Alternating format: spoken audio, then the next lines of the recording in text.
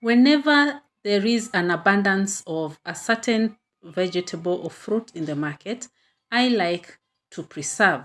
In this season of tomato abundance, I would like to show you how I preserve my tomatoes for that season of scarcity when they'll be retailing at very high prices. So come with me.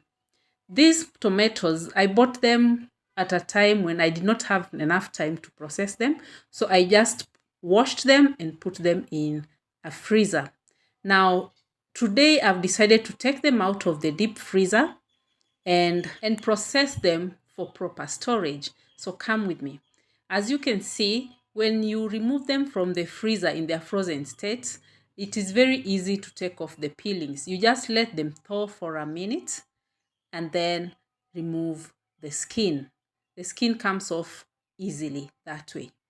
These ones I've already removed the skin and I've put them in a pan without water because they produce a lot of fluids themselves. So that is a lot of juice just from peeling the tomatoes. And I'm not throwing away the peels. I'm still going to process them for my pizza dishes. So these are the tomatoes that I've managed to peel. Very easy once you thaw the frozen tomatoes, or if you've not frozen them, you can blanch them in hot water, dip them in hot water, then peel the tomatoes. As you can see now, I've put them on the fire.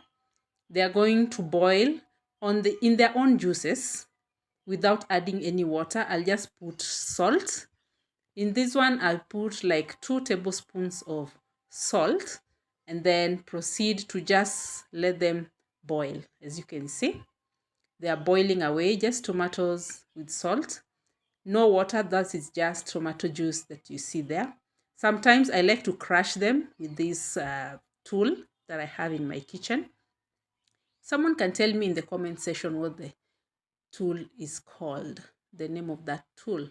So I just mash them. If you don't have this tool, you can use your wooden spoon to mash them and then proceed to boil the tomatoes on high to medium heat for about 2 to 3 hours.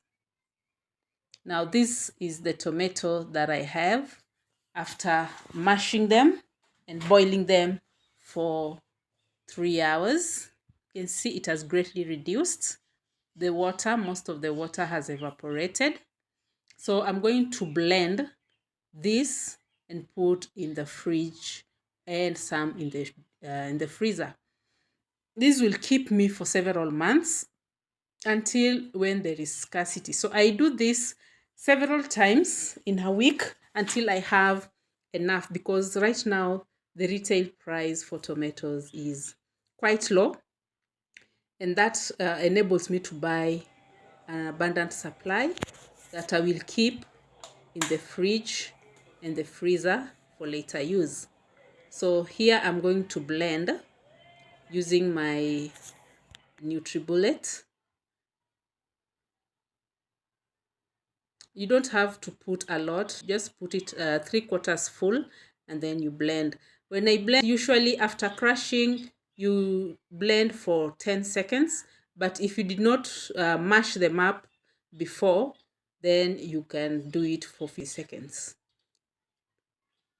So I'll put the blended tomatoes in this big jug first, because it will be easier for me now to pour into the containers from this jug.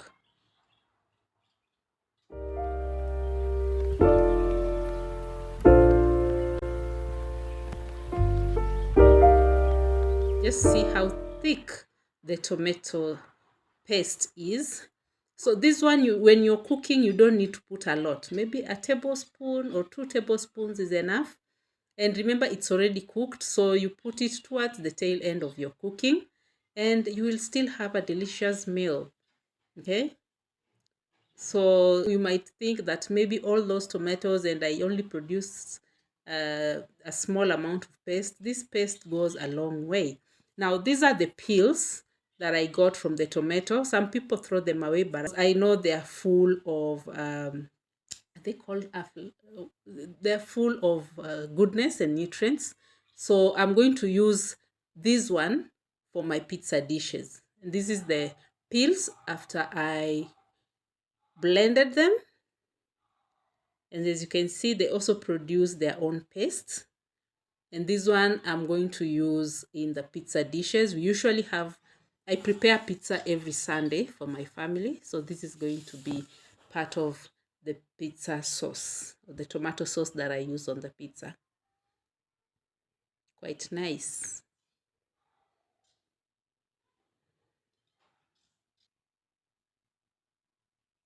You can store your tomatoes in a way that is convenient for you. You can put them in Ziploc bags and then you label them, then you freeze.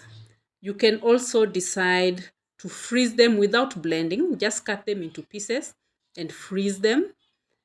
Also, that will be good because it will still preserve some space. Or you can decide to freeze whole tomatoes. But this one, I would advise if you have a Ziploc bag, if you have a vacuum sealer to help you with storage space. Okay. In my case, I decided to put them in mason jars and store them. Mason jar, if you don't can consider using the other options that I have given you. The important thing is that you get to preserve your tomatoes at the time of abundance so that when scarcity hits, you'll be able to enjoy your tomatoes without spending a single coin. I hope this video has been educative and helpful. Kindly subscribe to my videos so that you'll be able to be notified when the next time I post. Till next time, bye.